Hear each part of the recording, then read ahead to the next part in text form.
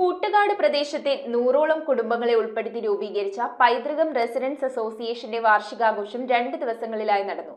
വാർഷികത്തോടനുബന്ധിച്ച് നടന്ന പൊതുസമ്മേളനം Vadakkekkara police circle inspector KR Biju ഉദ്ഘാടനം ചെയ്തു.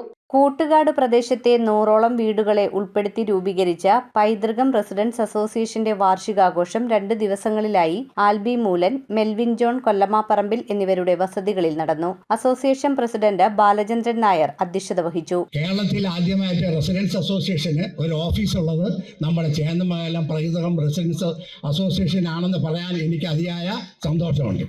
കേരളത്തിൽ ആദ്യമായിട്ട് ആണ് നമുക്കിവിടെ ഒരു ഓഫീസ് ഉള്ളത് എന്നുള്ള കാര്യമാണ് എൻ്റെ അറിവ്. നമ്മളെ പാട്രാക്കിൻ്റെ പ്രസിഡന്റ് ചോദിച്ചപ്പോൾ അദ്ദേഹം പറഞ്ഞത് അത് ശരിയെന്നതാണ്. അപ്പോൾ നമ്മൾ ഈ റെസിഡൻസ് അസോസിയേഷൻ വളരെ ഭംഗിയായിട്ട് നടത്തിക്കൊണ്ട് പോവുകയാണ് ഇതുവരെ. ഇനിയും അങ്ങനെ തന്നെ പോകുമെന്നുള്ളതാണ് എൻ്റെ പ്രതീക്ഷ. ഇതോടനുബന്ധിച്ച് നടന്ന പൊതുസമ്മേളനം Vadakkekkara police circle inspector KR Biju ഉദ്ഘാടനം ചെയ്തു. നമുക്ക് പറ്റുന്നത് ചെയ്യുകയാണെന്നുണ്ടെങ്കിൽ നല്ലതായിരിക്കും എന്ന് മാത്രമാണ് ഈ ഒരു സമയത്ത് പറയുന്നത്. ഞാൻ കൂടാതെ ഒരു കാര്യങ്ങൾ കൂടി പറയുന്നത് പറഞ്ഞാൽ, നമ്മളിപ്പോൾ ഈ പത്രം വായിക്കുന്ന ആൾക്കാരാണ്, അല്ലെന്നുണ്ടെങ്കിൽ ചാനലുകൾ, നമ്മളെല്ലാ ചാനലുകളും നമ്മൾ കേൾക്കുന്നതാണ്.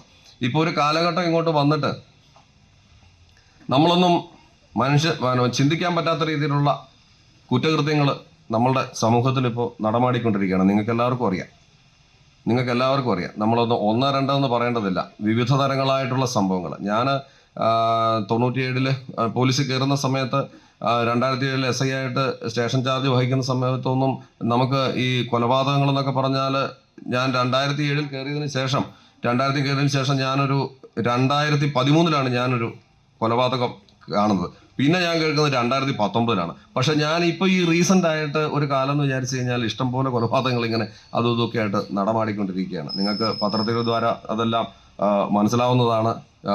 ചെറിയൊരു കാര്യത്തിന് പോലും നമ്മളുടെ സമൂഹത്തിൽ എങ്ങനെയോ സഹിഷ്ണുത എന്ന് പറയുന്ന ഒരു സാധനം നഷ്ടപ്പെട്ടു പോയിരിക്കുക.